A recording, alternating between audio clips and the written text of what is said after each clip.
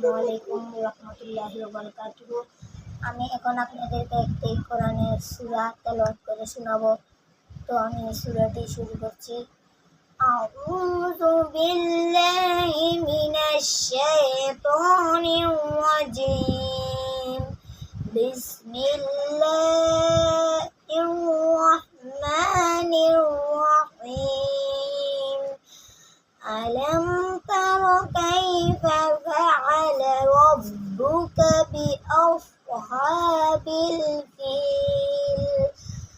আলাম ইয়াজআল কাইদাহুম ফি তাদলিল ওয়া আরসালা আলাইহিম তায়রান আবাবিল ترميهم بحجارة من سجيل فجعلهم كعصف معقول.